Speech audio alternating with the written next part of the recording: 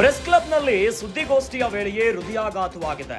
ಸಿದ್ದರಾಮಯ್ಯ ಪರವಾಗಿ ನಡೀತಾ ಇದ್ದಂತಹ ಸುದ್ದಿಗೋಷ್ಠಿಯಲ್ಲಿ ಹೃದಯಾಘಾತದಿಂದ ಕುಸಿದು ಬಿದ್ರು ಸಿಕೆ ರವಿಚಂದ್ರನ್ಗೆ ಹಠಾತ್ ಹೃದಯಾಘಾತವಾಗಿದೆ. ಸಿಕೆ ರವಿಚಂದ್ರನ್ ಹಿಂದುಳಿದ ವರ್ಗಗಳ ಮುಖಂಡರು ಏನೋ ಮಾತನಾಡ್ತಿರುವಾಗಲೇ ಕುಸಿದು ಬಿದ್ರು ಸಿಕೆ ರವಿಚಂದ್ರನ್. ಕುಸಿದು ಬೀಳ್ತಿದ್ದಂತೆ ಆಸ್ಪತ್ರೆಗೆ ದಾಖಲಿಸಿದ್ರು ಸಂಘದ ಮುಖಂಡರು. ಚಿಕಿತ್ಸೆ ಫಲಕಾರಿಯಾಗದೆ ಸಿಕೆ ರವಿಚಂದ್ರನ್ ನಿಧನರಾಗಿದ್ದಾರೆ. ರಾಜ್ಯಪಾಲರು ಸಿಎಂ ಸಿದ್ದರಾಮಯ್ಯನ ವಿರುದ್ಧ ಪ್ರಾಸಿಕ್ಯೂಷನ್ಗೆ ಅನುಮತಿ ನೀಡುತ್ತಿದ್ದಂತೆ ಸಾಕಷ್ಟು ಪ್ರತಿಭಟನೆಗಳು, ಗೊಂದಲಗಳ ಪರ ವಿರೋಧ ಚರ್ಚೆಗಳಾಗ್ತಾ ಇದೆ. ಇದೇ ವಿಚಾರವಾಗಿ ಸಿದ್ದರಾಮಯ್ಯ ಪರವಾಗಿ ನಡೀತಾ ಇತ್ತು ಸುದ್ದಿಗೋಷ್ಠಿ. ಬೆಂಗಳೂರಿನ ಪ್ರೆಸ್ ಕ್ಲಬ್ನಲ್ಲಿ ಸುದ್ದಿಗೋಷ್ಠಿಯ ವೇಳೆಯೇ ಹೃದಯಾಘಾತವಾಗಿದೆ. ಹೃದಯಾಘಾತದಿಂದ ಕುಸಿದು ಬಿದ್ದಿದ್ರು ಸಿಕೆ ರವಿಚಂದ್ರನ್ ಹಿಂದುಳಿದ ವರ್ಗಗಳ ಮುಖಂಡರು.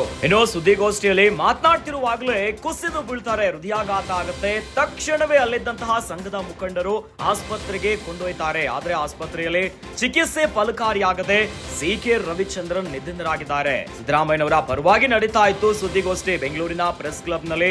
ಸುದ್ದಿಗೋಷ್ಠಿಯಲ್ಲಿ ಮಾತಾಡ್ತಿರುವಂತ ವೇಳೆಯೇ ಸಿಕೆ ರವಿಚಂದ್ರನ್ ತಠಾತನೆ ಬೀಳ್ತಾರೆ, ಹೃದಯಾಘಾತದಿಂದ ಬೀಳ್ತಾರೆ. ತಕ್ಷಣವೇ ಆಸ್ಪತ್ರೆಗೆ ದಾಖಲಾದರೂ ಕೂಡ ಚಿಕಿತ್ಸೆ ಫಲಕಾರಿಯಾಗದೆ ಸಿಕೆ ರವಿಚಂದ್ರನ್ ಹಿಂದುಳಿದ ವರ್ಗಗಳ ಮುಖಂಡರು ನಿಧನರಾಗಿದ್ದಾರೆ. ಈ ಪತ್ರಿಕಾಗೋಷ್ಠಿಯ ಉದ್ದೇಶ ಮತ್ತು ಇಲ್ಲಿ ಕುಳಿತಿರೋರು ಪರಿಚಯ ಮಾಡಿ. ಡಾಕ್ಟರ್ ಅಶ್ವಥ್ ಅಂತ್ಯಾಜ ರಾಜ್ಯಾಧ್ಯಕ್ಷರು, AR ಸ್ವಾಮಿ ಆಯುಧ ಮೈಸೂರು, ಸಿಕೆ ರವಿಚಂದ್ರ ಜನಪರ ಹೋರಾಟ ಮತ್ತು ಕಾಂಗ್ರೆಸ್ ಪಕ್ಷ, ನಾಳೆ ಶ್ರೀ ಆದಿತ್ಯ ಸ್ವಾಮಿಗಳು ಅವರು ನನ್ನ ಪಕ್ಕದಲ್ಲಿ ಕುಳಿತಿದ್ದಾರೆ.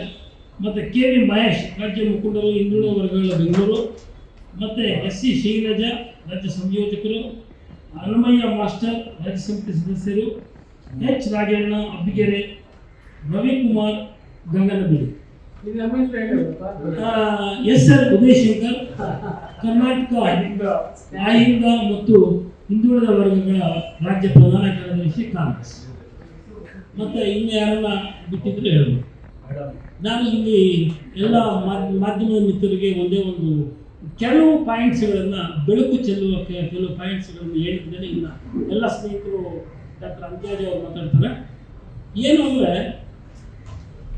ಮೊನ್ನೆ 26ನೇ ತಾರೀಕು ಗಣತವ್ಯಸ್ಥ ರಾಜ್ಯಪಾಲರು ಮಾನ್ಯ ಮುಖ್ಯಮಂತ್ರಿಗಳಿಗೆ ನೋಟಿಸ್ ಕೊಟ್ಟಿದ್ದಾರೆ. ಅವರು ಮಧ್ಯಾಹ್ನ ಅವರು ಒಂದು ದೂರು ಕೊಡ್ತಾರೆ. ಯಾರು